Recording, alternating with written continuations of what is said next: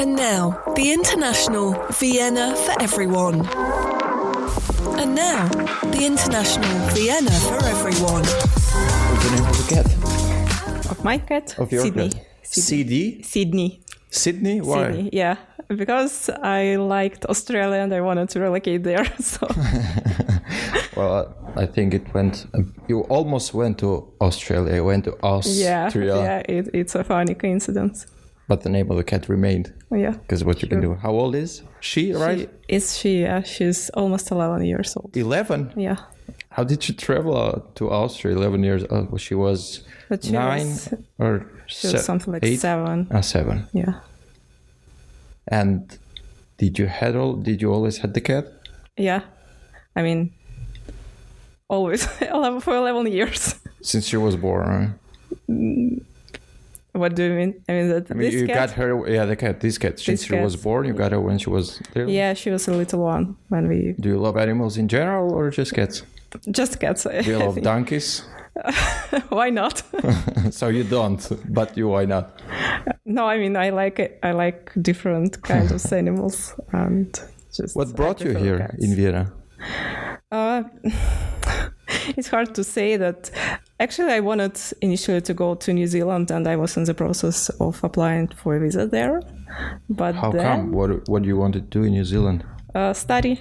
I've never liked living in Russia, and I always wanted to go somewhere to Australia. Mm-hmm. But then I decided that Australia is a very hard place to live in, and after that In what sense? Why hard? It was hard. Like in it legal was hard forms? to move. Yeah, it was hard to move there, and I was not sure that I would find a good job there as well. I'm not sure why, but but for some reason that was my initial idea, and I started to look for other places. So I was searching for different countries, mainly English speaking, and I found that New Zealand has amazing programs for students. So it was not very expensive to study there, and I applied for a couple of programs through an agency. Yeah, there was one agency with a Russian speaking person leading that agency. So they would help students to get not a scholarship, but all the visa and papers. So I applied, and I was... What did you apply for? I don't remember. So I was a software developer, and I worked as a software developer. So I applied for some Internet of Things. Yeah. I already don't remember, because already at the time I was not sure if I want to continue being a software developer or not, and I was looking for different options. New Zealand also has an amazing program for film studies. You wanted to study film as well? Yeah. Wow. It was one of the options. But the program was very expensive. Yeah, I can tell. New Zealand film. Yeah, New Zealand film, but they have an amazing studio and an amazing university, which focuses on film studies and effects and all the things. It was one of my dreams. But initially, because I was going to study there and bring my husband with me, and during that application process, they changed requirements for a partner visa, and my husband wouldn't be able to come with me. So I decided to interrupt that process. Yeah, and then just someone randomly contacted me on LinkedIn and offered a position here in Vienna. Oh yeah? Yeah, it was a coincidence. What position was that? So I worked as a contractor for United Nations. It was International Atomic Energy Agency, but I didn't work directly with them. I worked through a third-party company, which is actually, they have an office here in Vienna, and that's why I was able to get a proper visa to come here, and I worked for them, but I worked in the United Nations office. Yeah, the company was offering services to the United Nations. Exactly. What were you hired for? Like as a software developer? Yeah, software developer. You still do it? I was laid off at the end of 2021. So after that, I stopped doing that and decided to try my own things. Like, what is your own thing? I wasn't sure at the time, and I'm still in that exploration mode. Mm-hmm. So I started doing e-commerce, and I was doing e-commerce for 1 year. You develop your own website, or what do you mean? Well, I was selling some jewelry items. Those were gifts. So the main idea is to sell gifts, and some jewelry pieces come inside boxes, and those boxes also have message cards. And on those cards, so I was creating those messages for cards. And let's say you want to have a nice gift for your mom for Mother's Day. So you would search for some gifts, and my item would pop up, and you would see a nice message which reflects your feelings for your mom, and you would buy that. And the company, so it was kind of drop shipping, so I didn't deliver those packages myself. So I found a supplier, and that supplier would ship those items directly to customers. So I was selling those jewelry items on Etsy, and later I switched to Shopify. But eventually I realized that it's not what I want to do, and competition also was quite high. So you quit? Yeah, I did. Would you call it the second time you quit? You quit software development, you quit e-commerce? I still like e-commerce, and I still like the idea of e-commerce, but that experience gave me a lot of realizations. So it's not really quitting. It was like an experience that exactly. helped you move on. Learn skills anyways. When you start something new, I think that I've learned a lot. I've never before that had an experience like selling any kind of services or products, and customer support was something new for me, as well as marketing, sales. You did it all yourself? Yeah, wow. I was alone. But still, my suppliers, they have an amazing community for their sellers, and I was able to talk to other sellers as well. But at the same time, it's also a disadvantage, because you see what other people do, and other people also see what you do, and they start to copy what works. So every time when you create something which starts to pop off, then they copy, and people who have more money for marketing, they just outperform you for. So you think that someone who copies can still do it better than the original one? It depends on your skills. So people with marketing experience, they for sure can do it, and they do it. That's what I've learned, that e-commerce is a brutal space to be in, because if it's not your own brand, and if you have no advantage over other people, then like you need to be better than anyone else at something, at sales or at customer support, or you just need to be quicker or something like that. Why do you think you have to be better than anyone else? In a sense, what do you want to achieve? You want to be the best e-commerce that exists, or you want to have your own market, your own customers, and sell enough gifts that you make or sell, and you want to top everyone, or you just want to make what you think it's good for you? Yeah, you can, even if you want to make enough money just to survive and to live a decent lifestyle, then you need to be good, because in this business model, every person, like in every place in the world, anyone can start doing that. And let's say people from India or I don't know what are some countries close to it, like I met one person from Sri Lanka, and he told that there is a financial crisis there at the time it started in 2019 or during 2020, during pandemic. And it was enough for him to make just $200 or 200 euros per month. And it's an amazing salary for them. So they just outcompete you on prices. And it's hard to sell then enough to... Exactly. That's what happened. So when market was not saturated, then some people made good profits. And then they started teaching others how to do it. But those newcomers, they didn't realize that market has changed and that they face bigger competition. So people started to brutally compete with each other. And like it's not possible for everyone to earn decent amount there. So it's every time you person enters the market, your market doesn't grow, but you just steal a share of your income from someone else. And someone else. But do you think that 1 year is enough to say that it didn't work?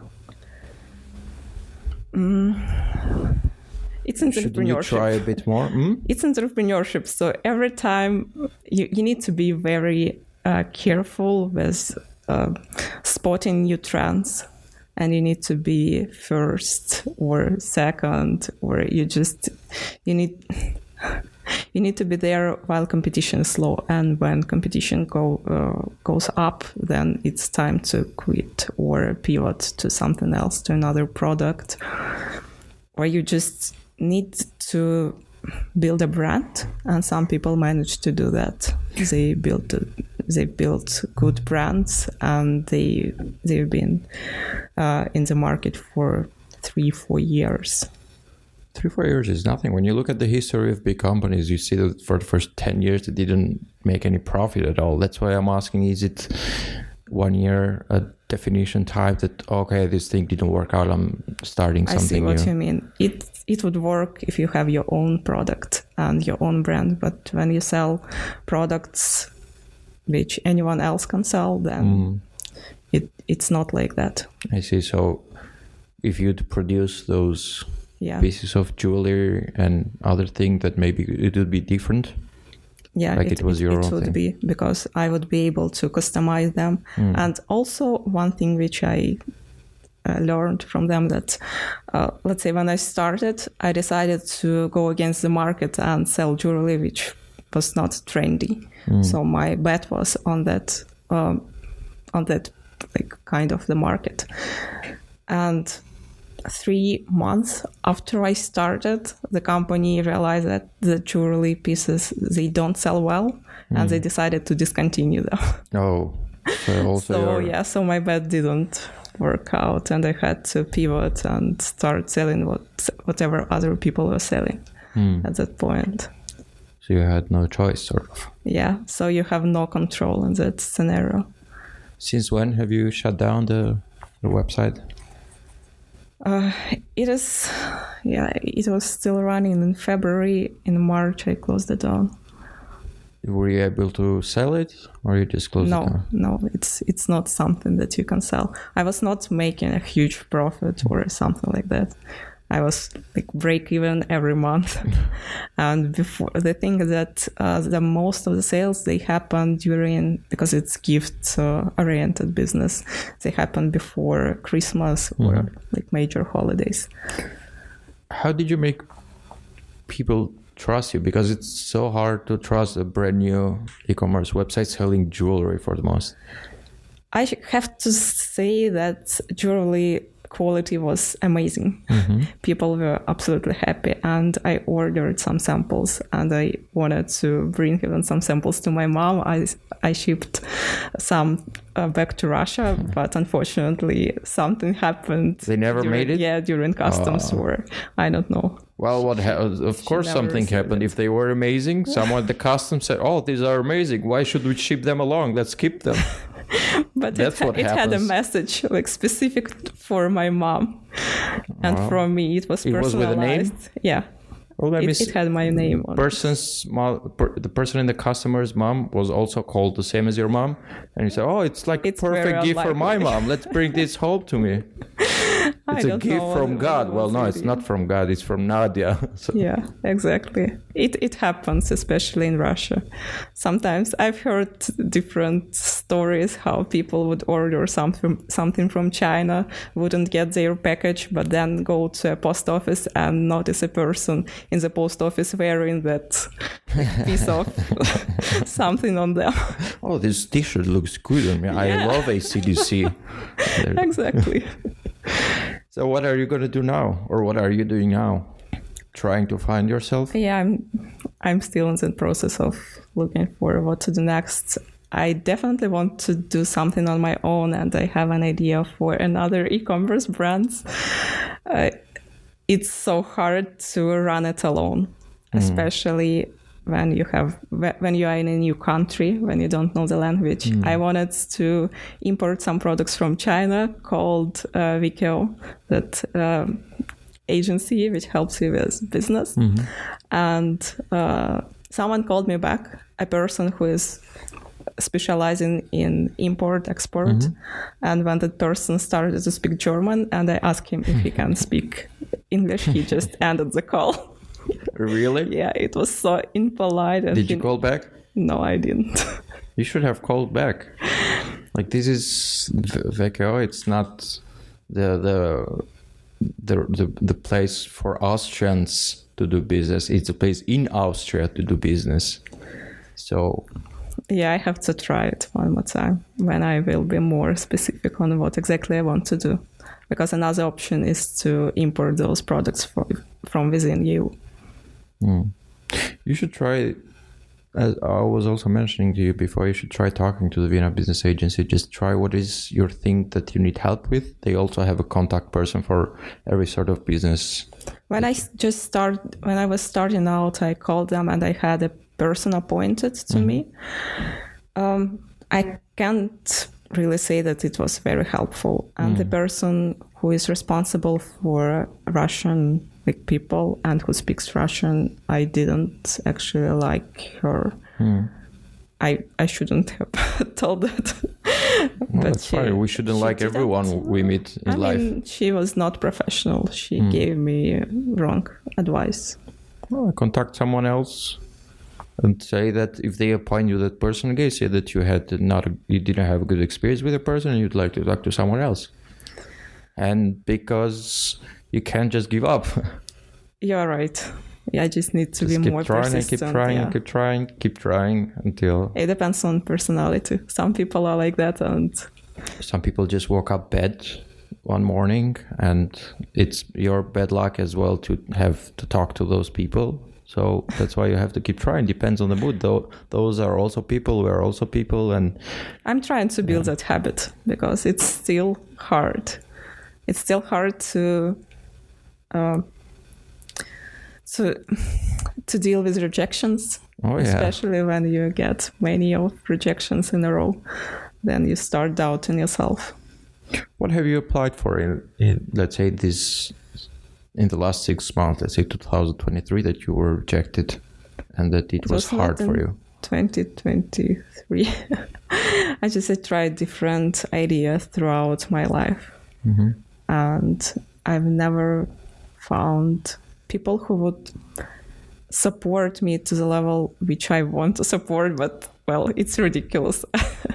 I know I hear how it sounds, that I want to have support, but no one is obliged to give you any support. What kind of support? You want financial support? No, or you want guidance? Just, guidance and someone to tell how it works, especially in European Union.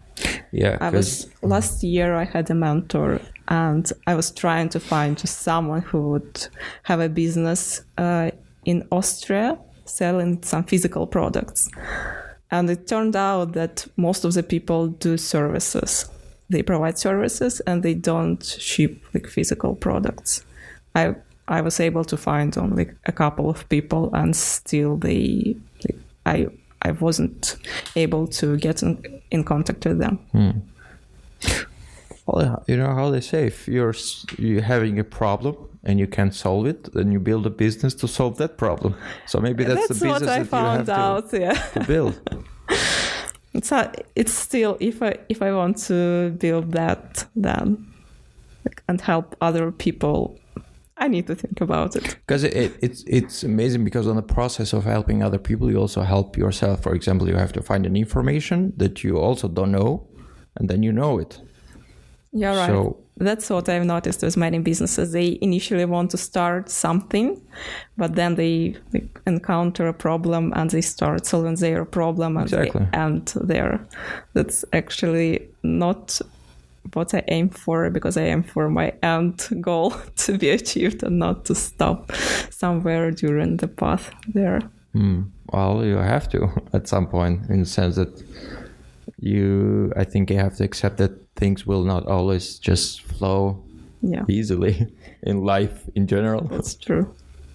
And here I've heard one story of a person. There is an amazing community for self-employed in Vienna or in Australia. And the person who started, as I understood, she started because she wanted to start a business, realize how hard it is, and she started a business to help other people start a business.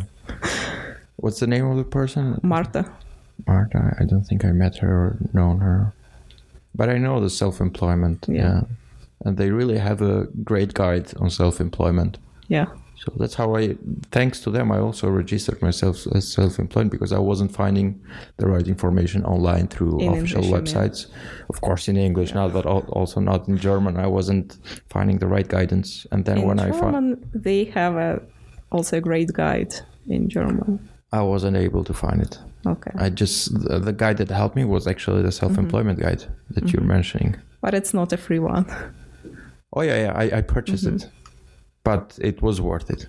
Okay. Because it's considered, if you start a business, it's considered an investment. So and it's not that expensive, I think. Maybe that's what I learned along the road, that when you start a business, everyone else make a business on you before you start making your own money. Well, yeah, you have to do something. Well, how about films? Because I wonder, of course, I'm going to focus on films. Have you always loved films, or what did you want to study in films? Like being a director or special writer? Effects. Special effects. Yeah. I'm not sure why. I found it fascinating, and when I look on Instagram on life of those people, of content creators and filmmakers, it still fascinates me how they do it, because they work with brands. It allows, for me, filmmaking is a mix of creativity and technical knowledge. I also tried to have my YouTube channel. It failed. Oh, let me hear about it. Tell me about it. It was 2020, and for some time I was living alone, and I was thinking, what can I do? I wanted to share some of my experience with investing. And I started a YouTube channel on investing, but it was in Russian. And I recorded 4 videos. And after that I realized it's not... even though I enjoyed the process of making videos, if you take a look on them, you will see that I'm smiling. Can I find them? I can share with you later. Share it on the microphone so also the others can look at them. Let's share it in a link later. Okay. If anyone wants to hear a Russian person speaking about investing in in Russia. Is there a small technical and legal barrier when you have to advise regarding investments? Like, people are not supposed to tell you how to invest. You can just say that you are not a financial advisor, and that's it. And you just get away with it? So many people out there in online space do that, and it's fine. As far as I understand, if you don't provide an advice and you just give an education, it's fine. So if you don't give specific recommendations on what a person should buy, then fine. Even though I know some people give specific recommendations, just they mark it as not a financial advice somewhere on the page, and that's fine. So if I say now, buy 100 zebras, but I'm not a financial advisor, that's how people do that. Yeah. That's it. Yeah, some people even create cryptocurrencies themselves, and they create a hype around it. They tell everyone to buy, and then when people start buying, the person who created the cryptocurrency sells their portion and gets rich, and anyone disappears. else, not like you even cannot disappear. You can continue living, but because you've sold, and some people Like, it's supply and demand. When there is no demand, then cryptocurrency will fall. Have you thought of developing your own app like everyone else these days? I have so many ideas. Some apps are there on the list. Can you share one with me, or they are all secrets? Well, I need to remember. I had an idea to develop an app for runners because I run myself, and I find that current apps, they focus on bringing you to community, but they lack some basic functionality. Let's say I want to go running, and I just want to say that let's start a timer in 10 seconds and finish in 3 kilometers or 5 kilometers or whatever you want to run, or in some, just let me know when 20 minutes goes by. But current apps don't allow to do that. Why? What do you mean they don't allow? You have a timing current apps. Yeah, you have a timing, but you have to press a button and they don't notify you when to stop. Just you have some notifications how many kilometers has passed. Oh, so you don't have like a reminder, like you're there, stop now? Yes. But how it would work? Because people can run for, let's say, 30 minutes. And let's say I want to go running for 30 minutes. I start running and suddenly the app tells me, stop, you're at 30 minutes, right? Let's say if you want to build your daily routine, and one of pieces of your daily routine is to make an exercise, in this case running for 30 minutes. Yeah. So you will start your timer, and in 30 minutes it would tell you that you should stop, and you stop because you've achieved your goal. Exactly. But how would it work in terms of, because if I start running and suddenly the app tells me 30 minutes that I have to stop, I might be on the other side of the city and I still have to run back home. You can walk back home. So it's not 30 minutes then.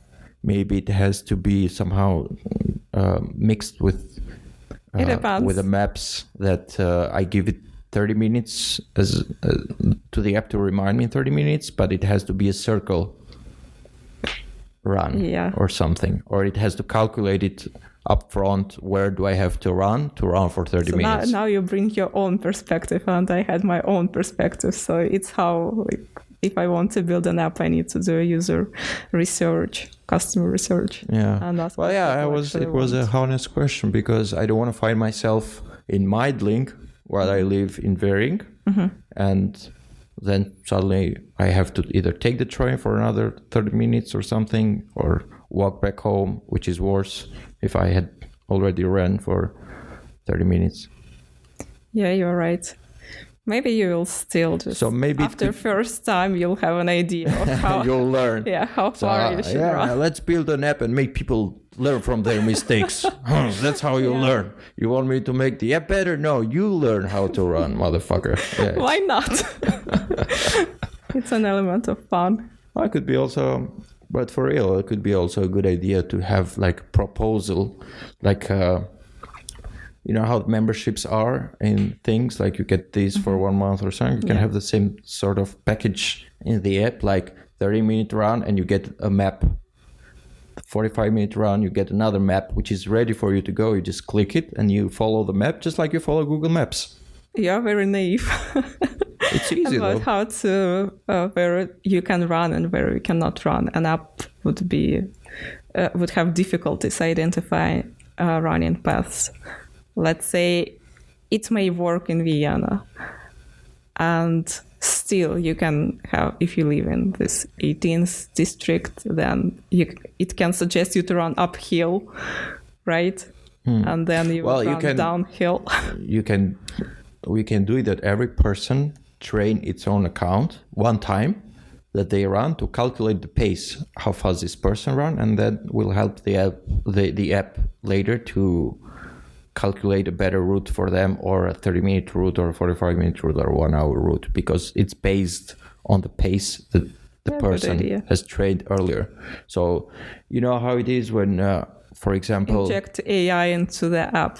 I don't think it's AI. This was done way before with with the phone, when you have an app that it's augmented reality somehow, that it says hold the phone this way, then do it left to right, then up to down. Yeah. So the phone understands where it is, and then the app starts working.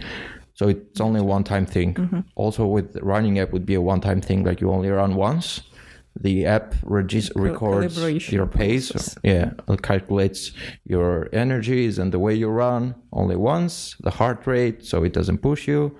And then in the meantime, it's also working with the maps that calculates probably how up you go, uphill, downhill.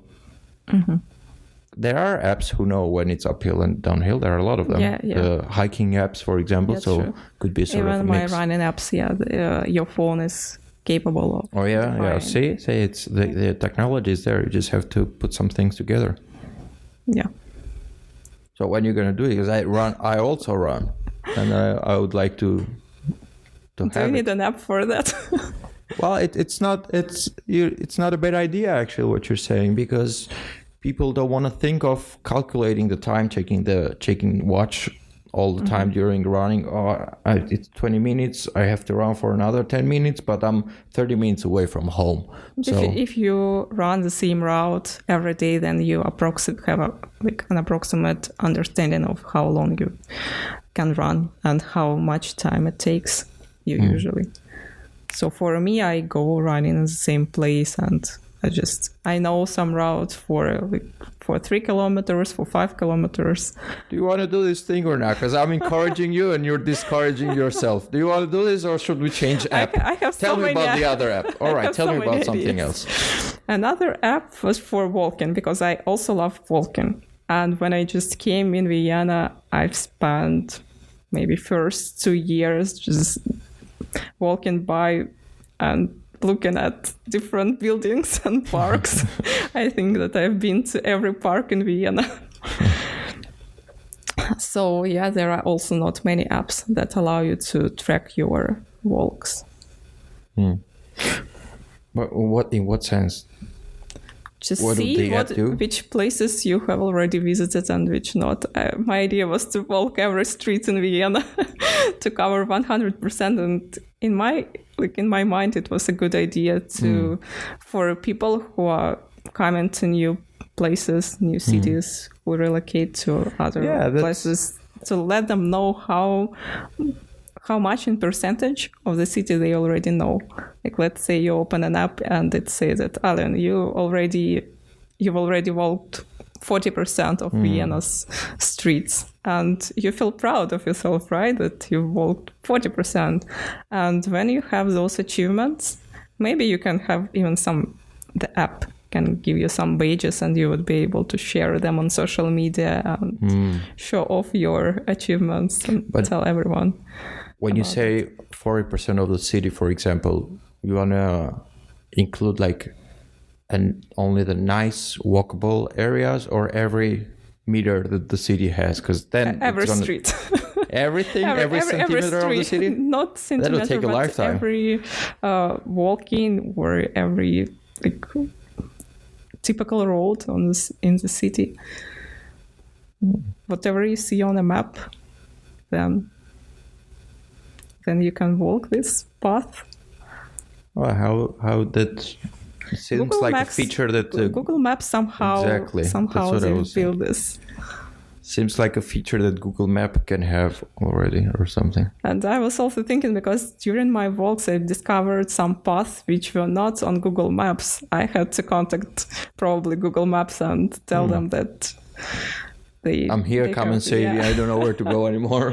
Just put this on the map so I can move out of here, save me. It is actually funny how Google Maps work, because if you go, there is a huge park out there. Sorry, I forgot the name. But you can walk inside through a door, and the door can be closed. And as I understand, Google Maps doesn't know that you can open the door and just walk through it. So if you want to go inside a park and you are at the door and you start to want Google Maps to tell you the route, it would try to give you the wrong route. gives will you the tell suggestion to go around the building, exactly. for example, or the go park. around, and it wouldn't tell you that you can just cross the door or climb up. Yeah.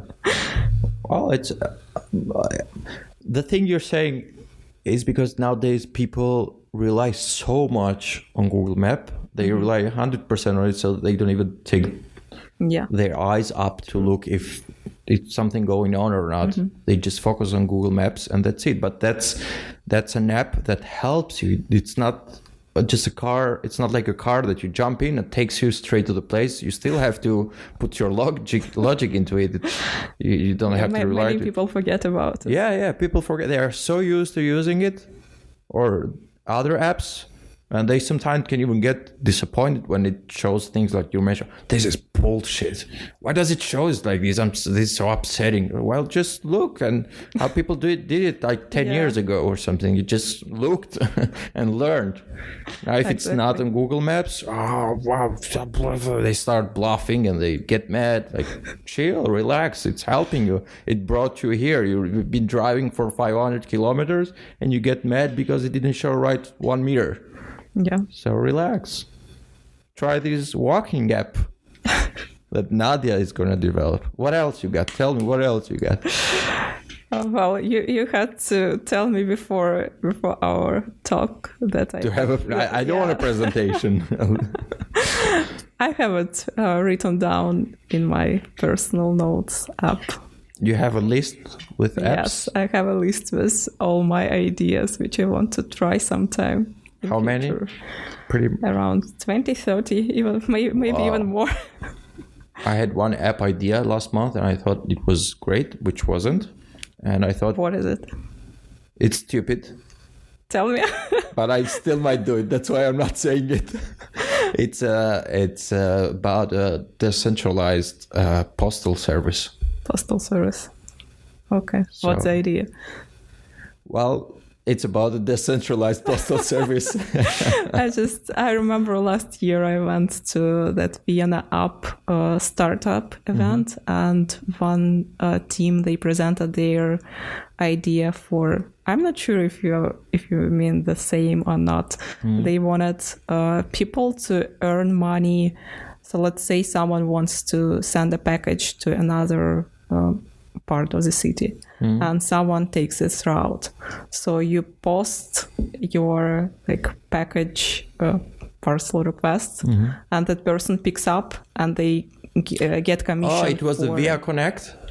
I don't. The girl, the Asian girl, Kaven. No, not really. Another. She has the same. Maybe it was her co-founder then, because I know Kaven, the idea that you're mentioning. I'm having it in the podcast next month, by the way. Oh, cool. Yeah. Which city are they from? From Vienna?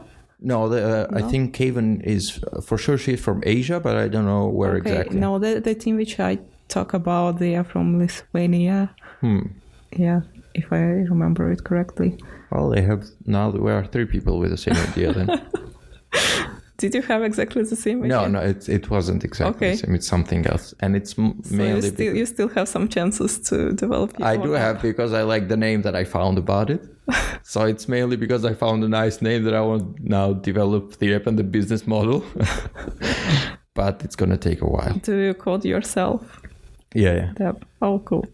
No, not after my name. I didn't call the app Alion. For sure. I mean, do you code? To code. Yeah. I thought you said cold. Okay. No. Do you know about medicine? Anything about medicine? Medicine, no. Yes, that's how much I know about codes and medicine. Then you will learn just how much it would cost you to implement, and it might discourage you. If I ever do it, I'm not doing it myself. Someone else will develop it. I'm definitely not going to develop an app, for sure. Maybe you can develop it. Put it on your list. Yeah, for sure, I can develop. 21st on the list or 31st on the list. Maybe. You grew up watching movies? Well, there was a period when I watched movies, but it wasn't like my whole life. I liked doing some handmade things, and while doing those handmade stuff, I would watch some videos. Yeah. Movies. What do you do handmade? Crocheting. What's that? Crocheting. It's like knitting, but with a hook. Like grandmas used to do? Yeah. I've seen a lot of girls here in Vienna do that, actually. Even in like coffee shops, they just go out with friends and they do that. Yeah, there is one meetup for... Oh, yeah? Yeah, for people who do that. You go there? Not yet. But maybe in future. What did you do? What is the last thing, the latest thing you've done with it? How do you call it? Cushion, you said again? Crocheting, yeah. The last thing, just some pieces of clothing. Okay. Clothing, yeah. I have very nice dresses, but it was one of my first attempts to start a business. I wanted to sell toys, which I created myself, but people were not willing to pay the price for that, and I was not willing to work for less than $2 an hour. You should be a public speaker. Why do you think so? You should talk to people. Here are some ways how not to go all the way to the end with the business. There are 10 ways how to just give up quickly within the first year of starting a potentially successful business. No, but kidding. It seems like you're missing some motivation somewhere, but because you have very good business ideas that you can develop very well.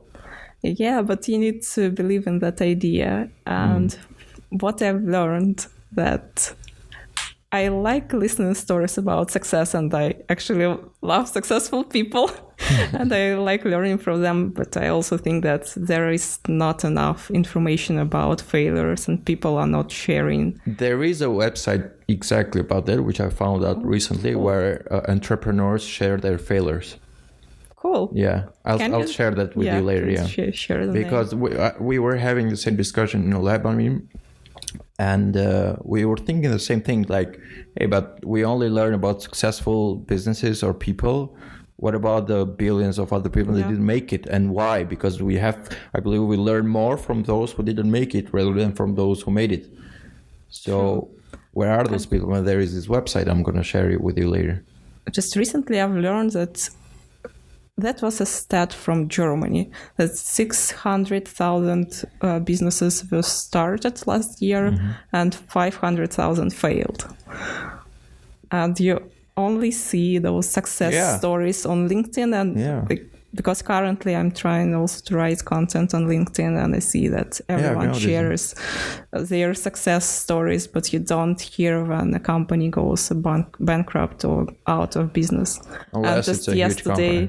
Yesterday I received an email because I invest in small companies as well. So I try to be, I cannot name it an angel investor. I just gave some small amounts of money through crowdfunding platforms to small businesses. And yesterday I got an email that one of big companies is going bankrupt. Wow.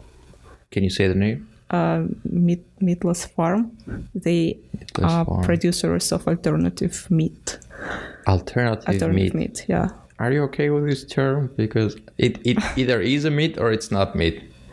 It tastes like a meat, but it's not. I really love the people who come up with those names. Alternative meat instead of not meat, vegan. That's what happened with milk. That alternative milk, like oat milk and something, they were forced not to put milk on their packages because government authorities told that it's not a milk, of course, and you're not allowed to. But they still write oatmeal, right? I'm not sure. Maybe it's not in Europe, but in the US, that was removed, right? It was pushed, yeah. Well, it's law. I'm not sure. Because first of all, it's like false advertising. Because if you write alternative milk, then what is this like? But if you see that it's an almond milk, you understand that there is no cow which eats almond and gives you milk. Yes. So you get it from. People might have the tendency to buy just because it writes milk and it's among other real milks or meats. No, it usually they set it in separately. The vegan section. Yeah. Well, I could have bought it because I don't pay a lot of attention to what is the section there. But I agree. It's like I think about 60 years ago it was forbidden in the US, which was rare. to do. It was the law against false advertising. So it was the same thing that they forbidden that through TV ads, advertisers could use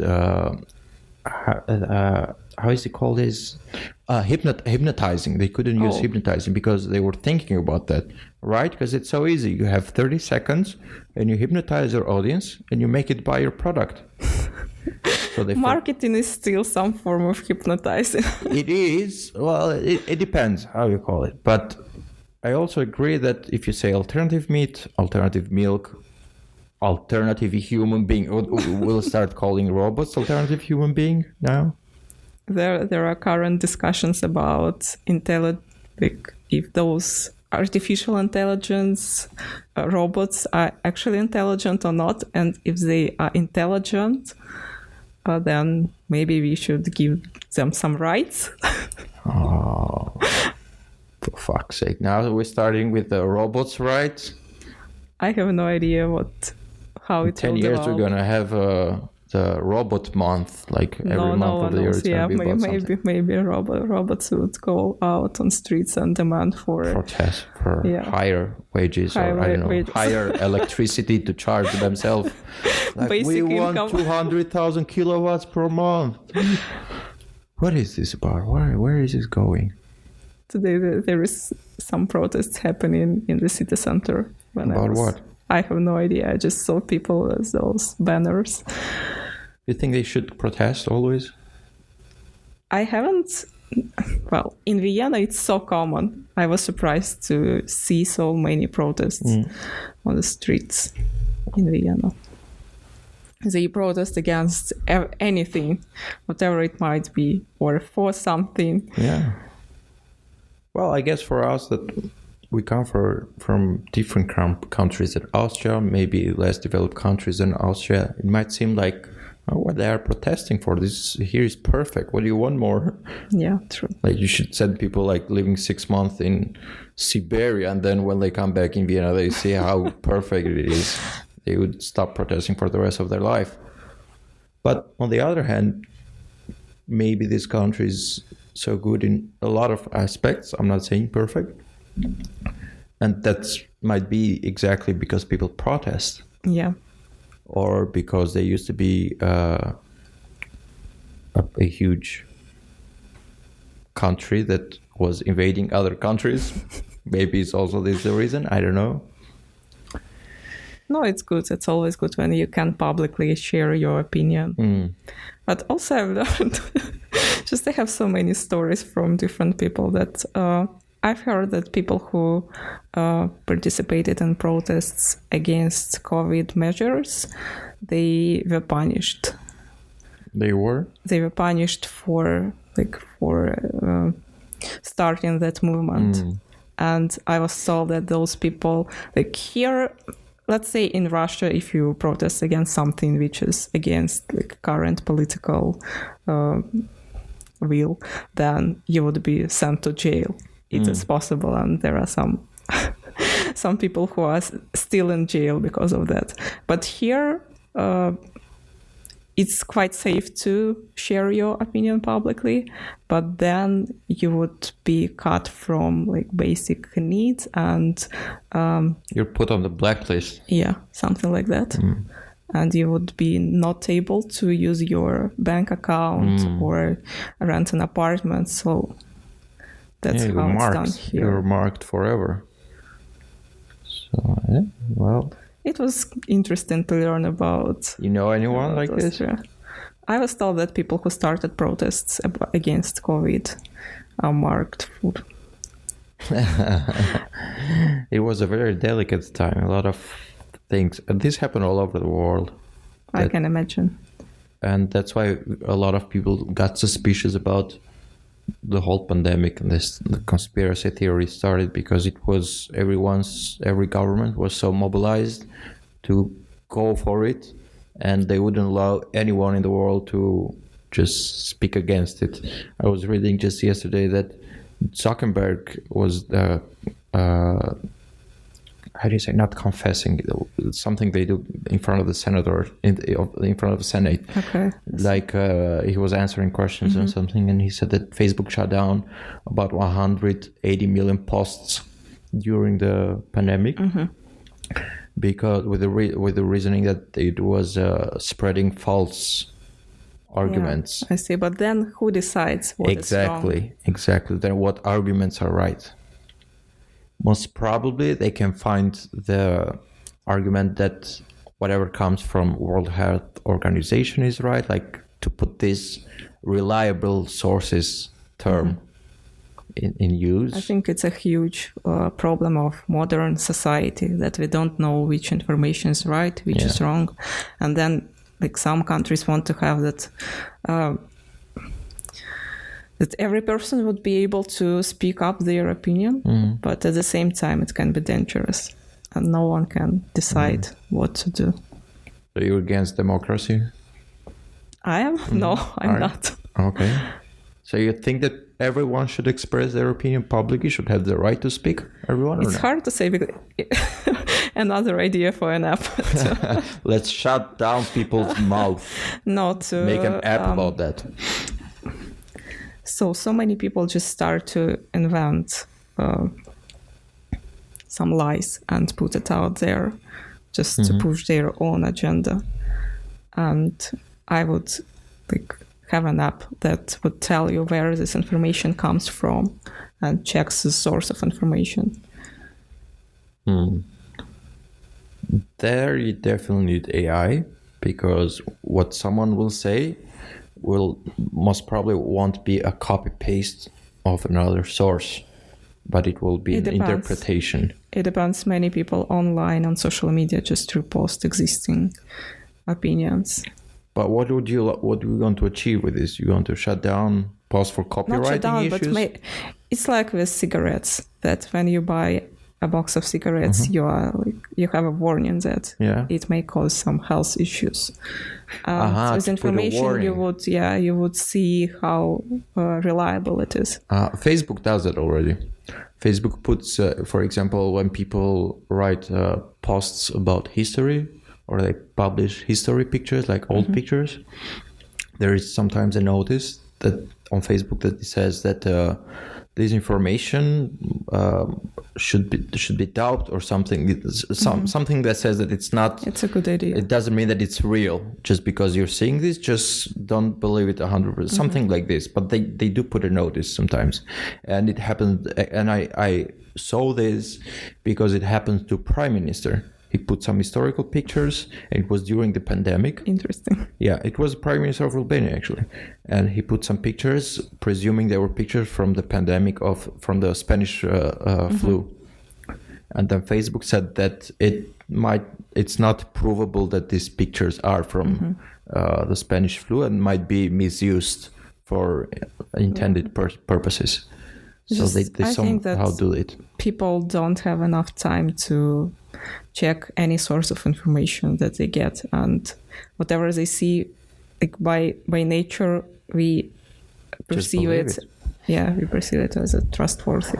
Yeah, exactly. People don't want to even find if that's true or not. They just want to believe it, go out, then the next day say it like they found out something great about it, like they know something, and because it's so easy, you don't have to read books. You just read 2 lines on the internet, and you tell them the next day, and everyone thinks that you read 100 books. Exactly. Would you like to become a public speaker again? Because I see that you write on LinkedIn. Oh, you mean that? It was one of my attempts to try to build my audience, because I believe in future, like everyone needs to have personal brand. And I was writing about investing, because again, there is so much misinformation about investing, especially when you just start. I started in 2019 in Russia, and I was searching for information primarily in Russian. Still, even though I think of myself as an intelligent person, an analytical one, I was caught up in different lies and schemas which are not reliable. And I believe that now, after cryptocurrencies started to rise and gain popularity, then NFTs also were popular as a quick way to make money. There are so many different sources of information, so much misinformation that novice investors, they have even more a difficult time now trying to understand what's happening and what is the best type of investment for them. Is it true that media in Russia is completely fucked up and you can't believe it for that's nothing? True. I stopped reading news or watching TV at all. I've never had a TV in my adult life. How do people what do they do when they see something? They see something on TV, or it's common that people don't watch TV, or how? Now that even the information that... It depends on generation. So let's say my parents, they watch TV, but my dad, he doesn't believe anything that is on TV, so he tries to search for opposite information sources, but still... Are there? Yeah, there are still some free sources of information, usually through Telegram chats. Telegram chats, yeah. What do you mean? App. Yeah, I know the app, but what? Yeah. How? I'm not sure if it's popular here in European Union or not, because in Russia it's very popular. There people start their own chats. Yeah. Is this how you call them? They set up groups or what? Yeah, groups, and they post regularly some information. You're in a group with 10,000 people you don't know, something like that? Yeah. So you promote your group through different channels on social media or just word of mouth. Oh, yeah? I mean... I had no idea, and I never heard this before. Yeah, it's very popular in Russia. So people just share contacts and phone numbers. Sounds like a scam to collect data. You suddenly have a group of 10,000 people from the opposite party or who don't trust the government, and you know who they are, and you keep them together with another fake news. Yeah, that's the problem, that you cannot know which news are fake and which are genuine. But how important is there to know everything about, let's say, politics or everyday life? Here in Vienna, do you follow the news, for example? No, not Why? Really. I have so many things to deal with in my personal life that I don't know. I'm not saying in the sense that you sit in front of the TV for 30 minutes watching I don't watch TV at all. Yeah, exactly. We don't do that anymore. Yeah. And even I don't read newspapers now. I used to read some Viennese newspapers when I just came here, but not anymore. Do you know who the president is of Austria? No idea. Do you know who the prime minister is? I've heard something about Van der Bellen, but probably he is an ex. He was just for a few months. Okay. So but no idea. You definitely don't know the ministers, right? No. You know the parties, the major parties in Austria? I've heard something about them, but again, I'm not a political And your life person. still goes on very well. Exactly. That was my question. In Russia, if you don't know these things, does your life moves on or no? You can always live in your closed circle and live your own life. It depends on what you want to achieve. Are jobs there hanging from who's in power or who's the mayor of the city, political positions, even the mildest job position? If you personally know these people, obviously you will have more chances to get promotion. Yeah, but let's say the mayor of the city changes and the cleaning ladies of the mayor's building, they get fired when the mayor changes. I have no idea. Probably they would steal their cleaning ladies. How's the city where you're from? What's it about it? What's there? What happens in the city? Nothing happens. What is it famous for? Or it's not famous at all? There used to be some manufacturing facilities for microprocessors during Soviet Union. But after that, everything was gone. And I have no idea. There are a couple of IT companies there, but still they are not, they don't have headquarters in my city, in my hometown. Just some branches. have a lot of people, have more people from Russia left the country since the war? Yeah, definitely. But it became very difficult for them to find a way out because the European Union restricted giving visas to Russian citizens. Still now? Still now, as far as I know, Czech Republic doesn't give even residence permits, new residence permits for Russians. Even if you apply for a job, you wouldn't be able to get a residence permit for that. And many countries also banned Russian citizens. So people would go to Turkey and some Asian countries. Just to leave Russia, they would go also in Turkey? To go Kazakhstan, Azerbaijan, and all those Middle East countries as well. That's how bad it is there? People who don't support current government, there are a lot of, especially younger generation, they fled from Russia. Wow.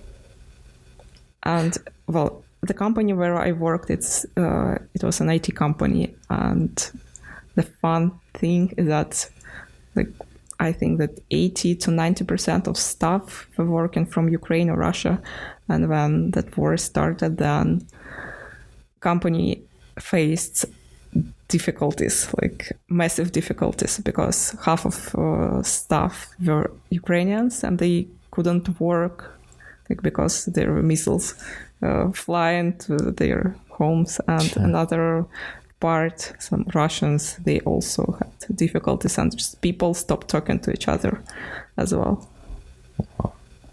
I mean, not everyone, and it also it happened even like to my personal contacts as well. Does anyone believe that Putin will soon step out? Anyone? I don't think that anyone believes Putin is that kind of... First of all, I'm not into politics and I don't keep an eye on it. But from my understanding, Putin is that kind of person who would not give up. Even, I don't know, he would go to the last Until breath. he dies? Yeah. How old is he? 70 something. The problem with these people is that they die very old. Yeah. When you say 70 something, you say, oh shit, he's going to be around for another 30 years. I have no idea. It happens with dictators that they try to stay and rule the country as long as possible. And besides the political situation, also the economical situation is bad. Right now, I'm not sure.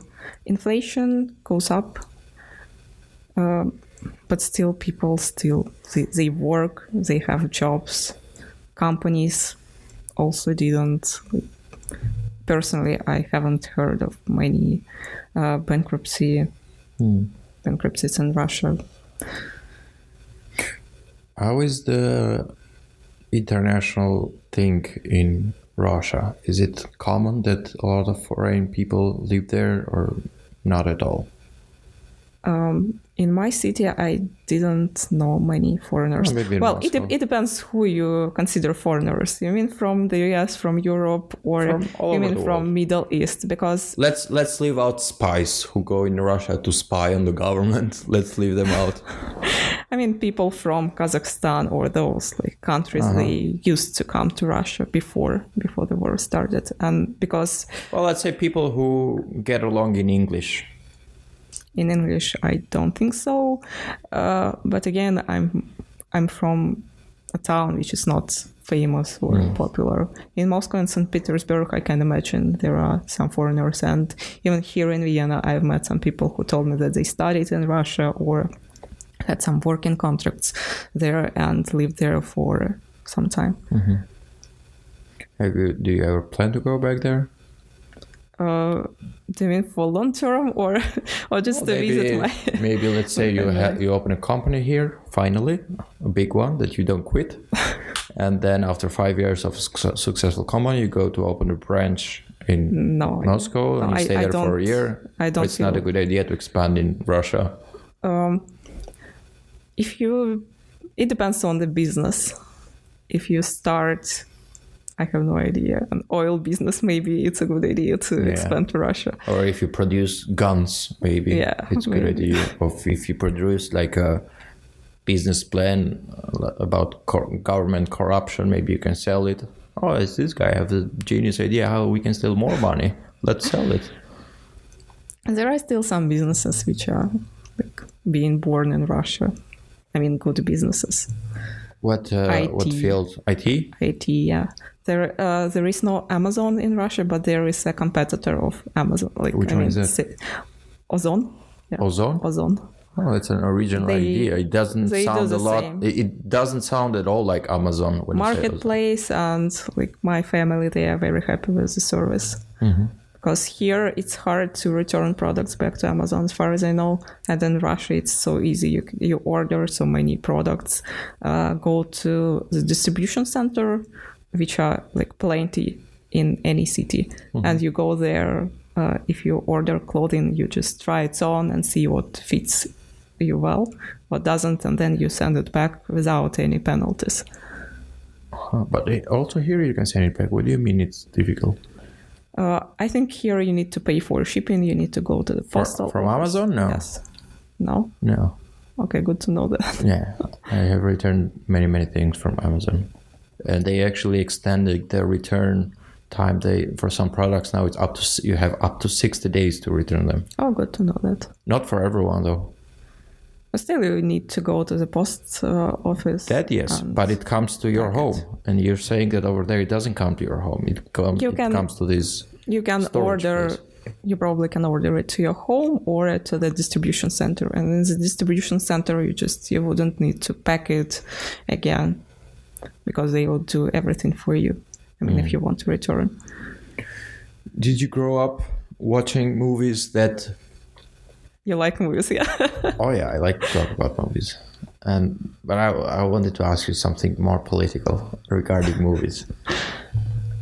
Did you watch American movies that were about how America defeats Russia and how the Russian spy is always defeated by the other American spy? Or I perceive any movie just as a movie. For me, it's a story. I don't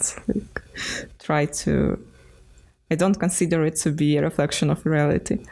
But that was my question. How are they perceived over there? Like propaganda movies? No, I haven't heard about that. Just regular movies. They were fine with that, like Rocky Balboa defeating a Russian boxer. It's fine. It's not symbolizing America being stronger than Russia. Till the time I left, everything was fine, and you could go and watch all those movies. I understand you could go, but what's the public opinion? What was? Because now no it's just an American movie which you watch in the cinema or something. Just to entertain yourself. No one is angry at the end, like, oh, these Americans, motherfuckers, think they can be better than us. If you don't share that opinion, you just don't go and watch that movie. You go to the cinema and watch Russian movie. But some people want to get mad. Some people like to get angry. They just go to do the things they hate, so they later have TV for that. Oh yeah.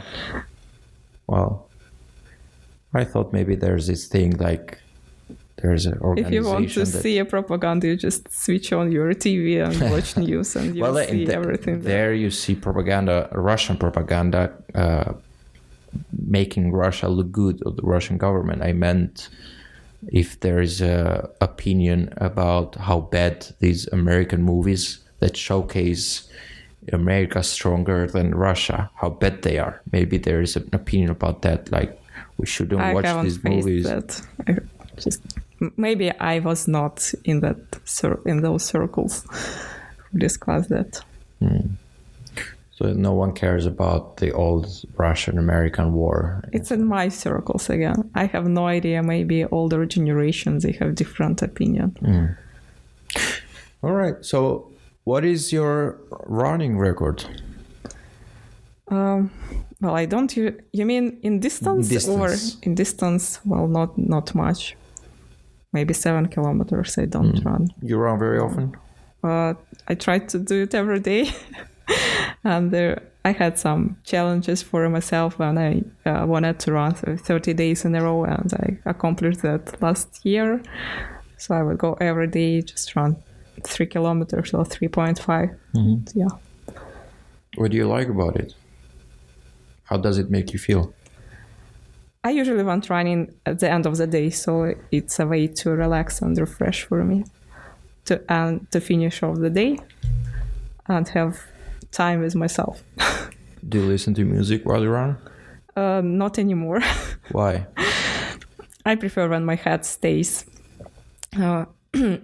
active and doesn't have any sounds or something. When I listen to a music, then it stays in my head and runs over and over again. So I didn't like that feeling. You mean that when you run, you want to be 100% there running? Yeah, thinking about my day. And else. As some people recommend going walks, for walks and going running, going outside, just to clear your head. That's what I do. Mm-hmm. And if you listen to music, then you have no free space in your head to think about some important things. Some people have quit running because they think that it's not relaxing anymore, because since it doesn't have a manual thing for your brain to do, like it's not like a carpenter, for example, that you have to think of this table exactly with your brain and hands. When you run, it's just running. It's almost the same thing, like you're on a train. You can focus on your movements. But you don't focus or 100% or during the whole time where you're going to put your feet or how you're going to run. And your brain, always when you run, your brain is somewhere else. It's not there running with you. Maybe it's good that you have your time to think about. Yeah, exactly. You have a lot of time to think about, and you have 100% of the time to think about when you run. And that's the problem, because people do sports so they can relax their brain, not just to be physically better. And running is not one of those exercises that empties your brain. It actually fills it up more with thoughts. So a lot of people quit running and start doing something that requires brain attention. Do you personally know those people?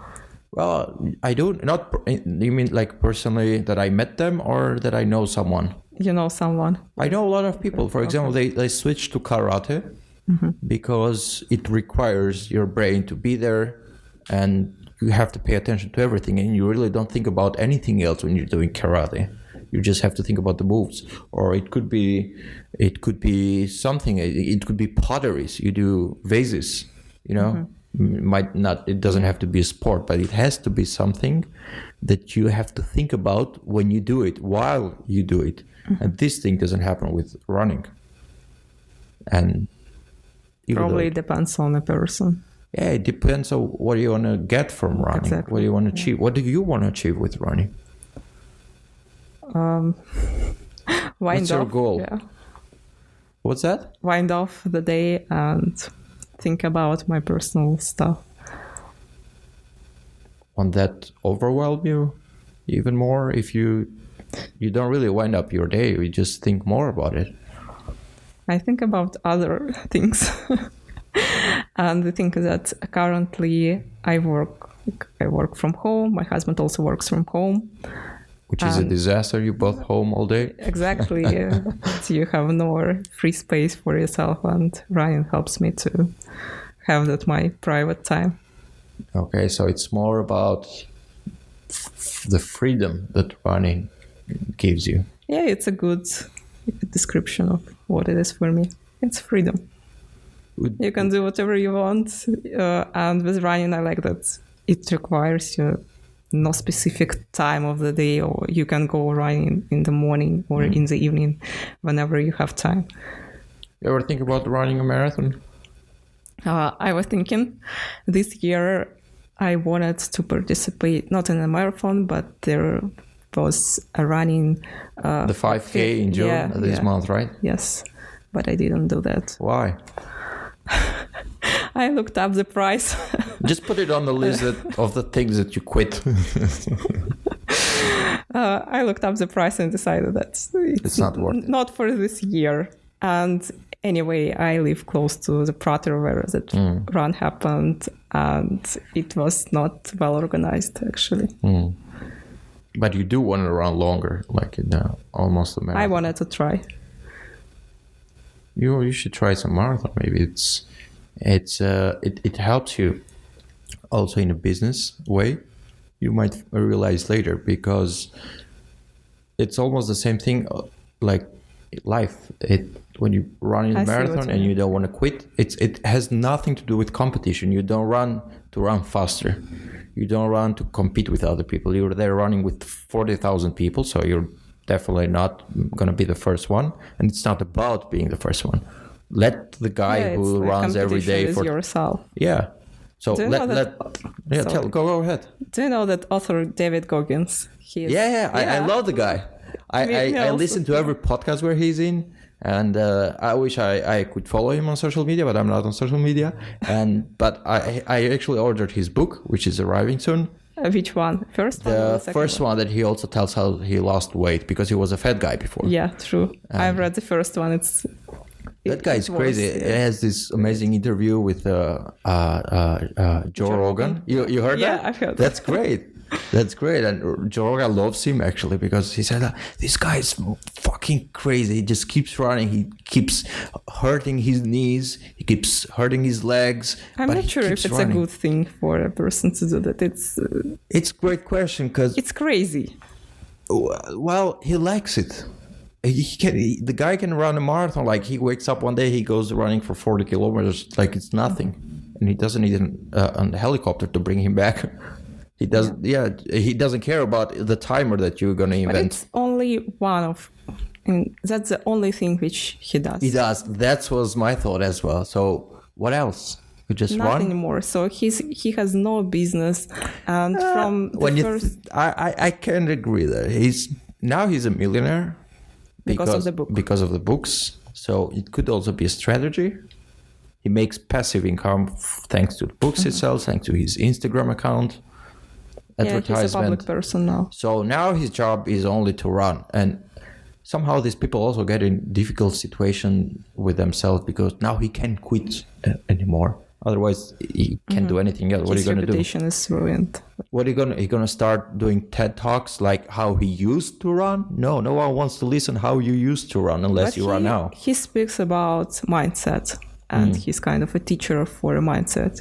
When you finish that book, you'll notice that he has. You read the book? Yes, I read the first one, and the second one I was told that it's almost the same as the first one. Yeah, definitely. So I don't want to read the second as well. And he has lots of small tips for a person who wants to be successful to adopt. Is it after you read this book that you ran for 30 days in a row? Not really. But in general, I like his mindset and what he teaches to push forward. I haven't implemented that myself, but I like his life. He's very eager to achieve what he wants to do. It doesn't matter if he says it brings him joy and it makes him feel good. That's what's important. Just with those successful people, I noticed that they are good at one thing, and then they kind of teach you to follow their life philosophy. But at the same time, like David Goggins himself, he didn't have a successful personal life and family life. So if you follow his advice,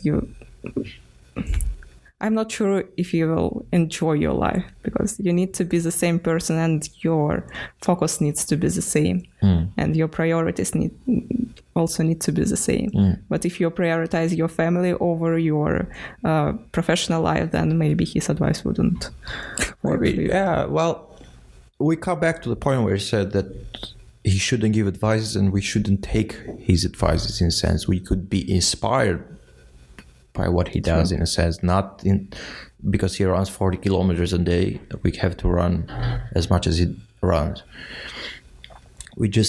You can implement it in different ways of life. That's how the conversation started with the marathon that I was telling about. It's not a competition with other people. It's just about yourself. run and you think about quitting, your legs hurt, your knees hurt, but you know that you have to go there because it's very similar to life. You just don't quit life when it gets hard and your body hurts and your brain hurts. You just keep going all the way until the end and you live it. I ran this year in the Vienna City Marathon. I did half marathon, 21 kilometers. Yes. Congratulations. That's the medal right there. I see. Yes. And how was it? After the 16th kilometers, I almost quit. Everything in my body was hurting, like was extremely it your first hurting. one? I'm sorry? This was the first time, yes. Okay. I also like to run. I don't run that much every day or every week. I like to do the 5 to 10 kilometers. It's still good. Yeah. For training. Good for a normal running day. And after the 16th kilometers, I wanted to quit because everything was hurting. Knees were hurting, legs were hurting, body was hurting. My hands, my brain was hurting. And it's not even a lot. If you say this to David Goggins, he will just slap me in my face and like, go, talk to me in 20 years. But it's personal thing. That's what I'm trying to say. It's about yourself. Yeah. It has nothing to do with that someone else runs that every day or that someone just passed me and he was running faster than me. I actually saw a girl from these people that was standing on the side of the marathon with the signs and the placards, that they put encouraging sayings and stuff. And she had written in German. She had written faster. And she was also yelling, faster in German. Yeah, schneller, but schneller. She didn't run herself. First that. And second, I was angry. There was a moment I got angry. I actually talked back to her, yelled back to her. So I don't say faster, say further. That's the right thing to say if you want to encourage someone who runs a marathon. Further, not faster. Why faster? It's like life. You go faster in life, you die faster in life. You don't want to die faster. You want to go as far as you can. Yeah, good analogy. So think about that. Maybe also if you extend slowly, like 500 meters per week or 1 kilometer per week, and then see how far you can go. And this will maybe you can take this as an advice as well, but this will definitely help you focus more and find what you want to do. That is this thing that you're still trying to figure out and go all the way for it. So that's basically what the marathon is, just going all the way. Did you enjoy the organization or the marathon? I did a lot. Okay. It was one of the best experiences in my life. And when I finally reached the finish line, I couldn't believe it. And I had a lot of feelings within me. And the time was bad, but I didn't care about that because it was the first time. I didn't expect to do a good time. But it was one of the best feelings I ever had. It was the feeling of achievement. Great. That's something that only you can give to yourself. Oh yeah, now it has just started. For the full distance. Not yet. No, I'm not ready yet. Maybe another half marathon. You need to push yourself. Yes, maybe another half marathon, but not in Vienna again because it's the same route. So it's also a nice opportunity to explore other cities. You go for a weekend. You do the marathon. I've heard about another running event that happens when there is a car. So you start running and 30 minutes after that a car starts driving the same route. And when car surpasses you, then you quit. So the goal is to just run as far as possible. Before that car reaches you. It also happened here in Vienna, and it happens, the idea that it starts at the same time all over the world, and people in different countries and cities start at the same time. Some start, let's say people in Japan, they start running at midnight. It turns into a race, and there's a big difference between running and racing. So that's a race. You're racing against someone else, and that's what I was talking to you about. This is about yourself. There's nothing. It's like you're alone. No one is helping you in the marathon unless you fall and you're about to die. Someone will definitely help you, but it has nothing to do with anyone else. You're so alone in the middle of 40,000 people, which is a rare thing to be alone among so many people. That's only you.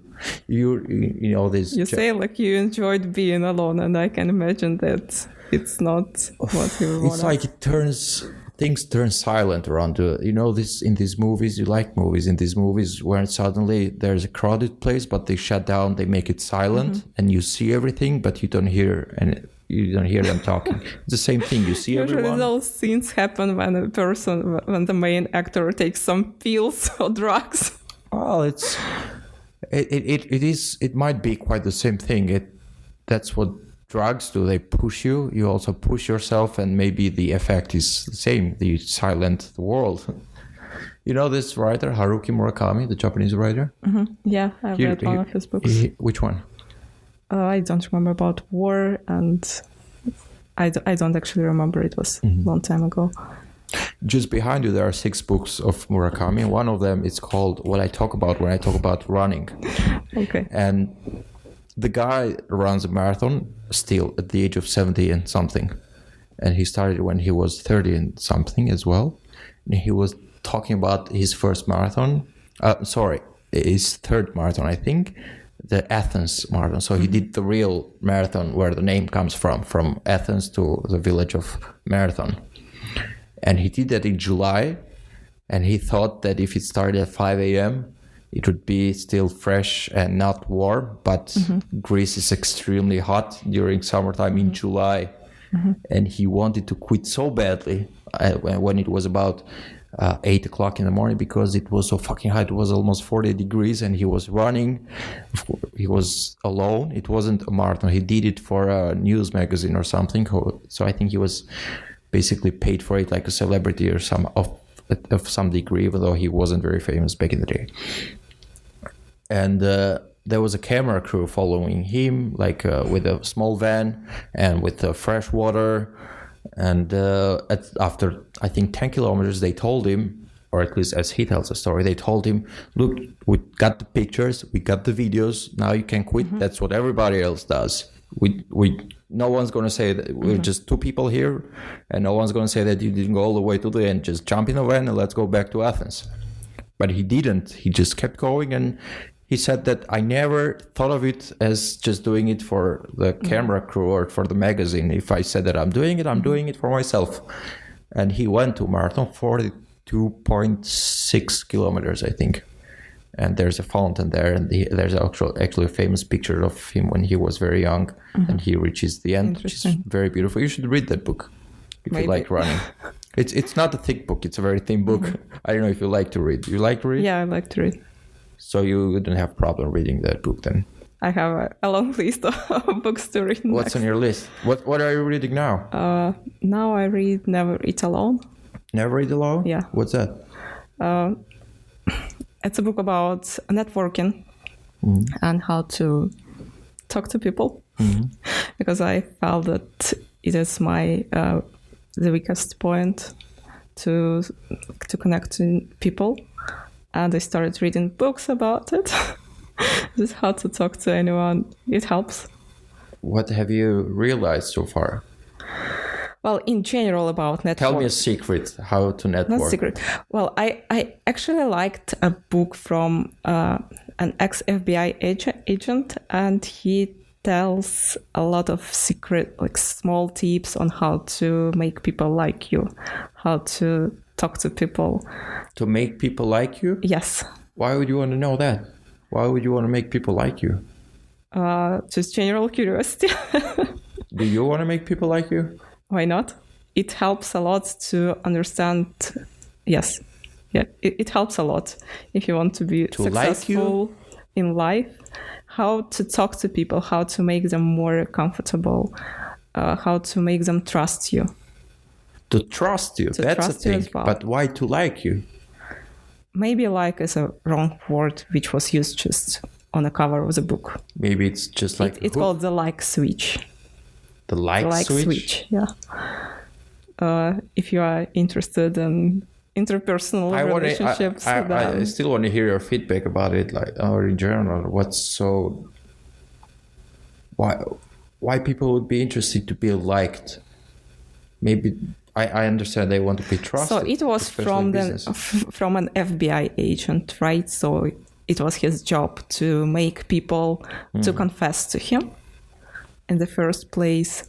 And also he gave some interesting examples of how some criminals believe that he's their friend.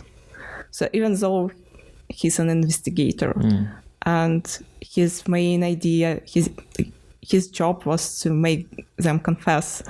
And after that, they knew that they would be pushed into jail for a long time. But still, he made somehow them trust him and believe that he was their friend, which is quite interesting how to do that. That's what you said as well. That's what I believe. To make people trust you is very important, especially if you want to do business. But I don't like this thing of do you trust a person who I you don't like? Yes.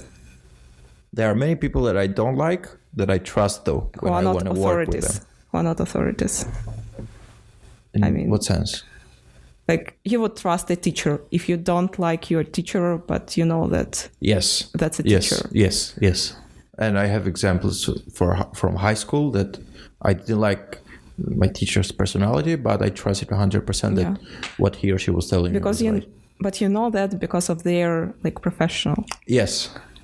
And let's say you meet a stranger. Would you trust a stranger who you don't like? Yeah, it could be as well. But in general, I was an talking exception, about. probably. I'm sorry. No, I don't think I'm an exception. The thing I actually wanted to take it from your perspective more, or from the people that want to be liked, not from us that we want to like people, or we trust people that we like. So, because people want to be liked, it's so obvious that everyone wants to be liked, and this is obvious. It's human nature. Yes, that's why everyone has Instagram, so people can click like to their pictures, even though they're not always likable. Do you like pictures that you don't think it's likable, but you still do it just to please the other person? Because if you do so, you're a good person. It's very hard topic for me to discuss because I think Instagram played a huge role in my mental health deterioration. Deterioration? What happened? I realized that Instagram is more of a social app than just a picture, sharing pictures. I also like photography, and I had posted some pictures on Instagram, but I noticed that some people can like your images, and then if you have a small disagreement or something, they just stop liking your messages, images, which is quite weird because image is still good, the photo is still good, but they don't like it only because they don't like you as a person.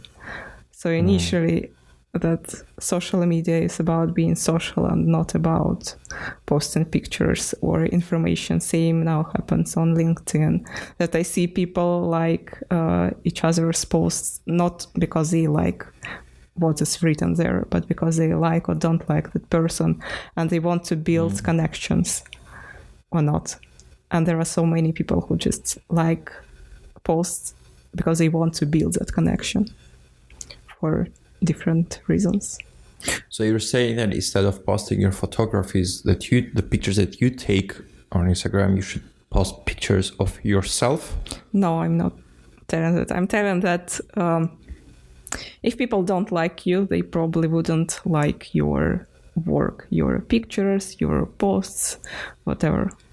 And what is your strategy to make people like your work on Instagram concretely? I don't. I don't play this game anymore. Okay.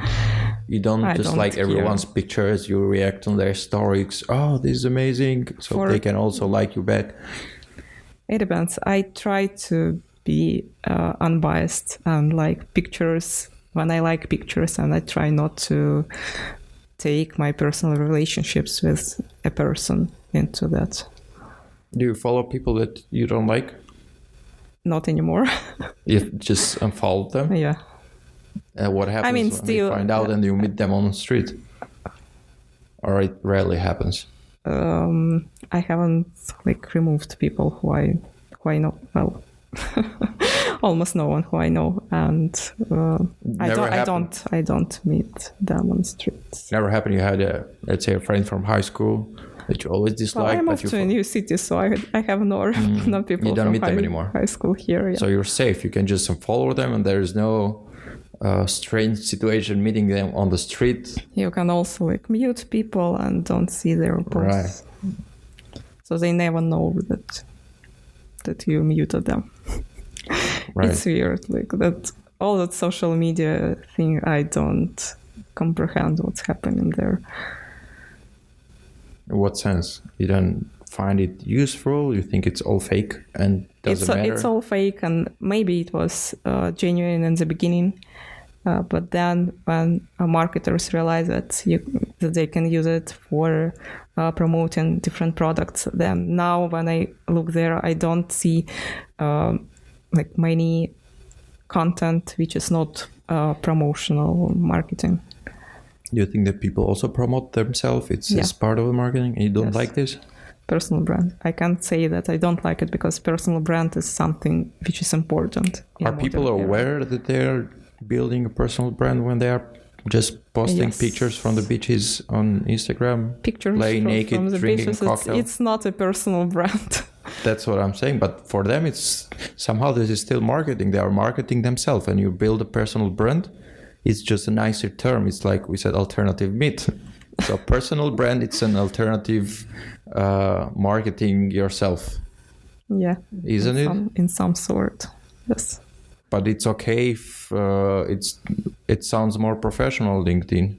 And when people do that on Instagram, it's same. I met some people who intentionally post pictures to make other people jealous and to come to jealous? them. Yeah, jealous to come to them because they sell their services. Uh-huh. So they promote like luxury lifestyle and want other people to have the same lifestyle and come to the person who has that lifestyle to teach them how to achieve the same. And when you say they promote a successful or rich lifestyle, what do you mean? Like just monetary rich? Travel, luxury places, food, typical Instagram stuff. But you're not there, so you're lucky. When would come a point that you had achieved that thing and then you'd call yourself successful? What is your successful thing? It's a good question. That's why I made it. Yeah, I've been trying to search for a definition of success for myself for the last couple of years. Probably I want to be an investor, an angel investor. I help startups and help other businesses. But it happens usually after a person achieved something. So first I need to build my own thing, become successful, and then help others. What is successful then? That was my question. You said first I need to build my thing, become successful. What is successful? I liked one definition of success, which goes like that. Success is being able to do what you want with people you like. So success is not doing anything because of money with people who you don't like. So you don't relate it to money. When people say successful in your head, it doesn't mean money. It means freedom, financial freedom included there. Alternative myth. Financial I freedom like allocation. the phrases that you use and that you have found. Wow. It's a whole vocabulary about phrases nowadays, about business phrases. But you definitely, if you want to become a business angel, you have to become somehow rich. Yeah. And would that automatically make you successful being rich? If I live according to my terms, then yes. Right. Because living according to your definition of rich life, whatever it may be, that is success. What are let's say, the big things that are you missing now from not being rich? What would you do more? I constantly feel what pressure. Would be the financial freedom that you're missing? Currently, I think that I need to I push myself to do something. And first question I ask if this thing would bring me enough money to cover at least my basic expenses or not. And first question when I start something is usually related to monetary rewards. And I want to not ask that question to myself. Do you want to travel a lot? I used to do business investment from the coast of Maldives or something. Why not? Of course, why not? Yeah. Everyone will do that. I have a dream of doing a around the world trip. I have some places in my mind which I want to visit, like in Bolivia. There is a solar. So, how do you call it? That solar plates. I don't know what is that. Salt lake, like the salt lake. Salt lake, yeah. And then It's let's called say Solar Uni. You'll travel for 1 year, 2 years, and what then? 1 year. You'll travel for 1 year, 2 years, and what comes after? You achieved your dream. What's next? Or have my own home and help other businesses. Would you like to buy a home in Austria or move somewhere else with a nicer weather? Maybe move somewhere else, but not because of the weather, but because of taxes here. Where, for example? Where are better places for taxes? Cyprus. They have removed these. You can't buy a citizenship anymore by investment since 2 years now. Yeah, but you still can live there and... get a residence, yeah. Yes, you can get residence. And the thing is that even if you live there 60 days, if I'm not mistaken, you become like tax resident of Cyprus, and you pay not huge tax on your investing income, capital gain. There is 0 probably %. Oh yeah, I'm not sure because here it's close to 30%. Wow. So if you invest somewhere, the money you get back from that investment is 30% taxable? Yeah. That's a lot. Here it's 27.5%. So you're first taxed to make that money, and then when you invest it? Exactly. And wow. And in some countries, like even in Russia, you can have an account, and if you keep your investments for 3 years, then you can sell and not pay a tax. And that's what I liked about the Russian system. And even if you make like any profit, you pay flat 13%.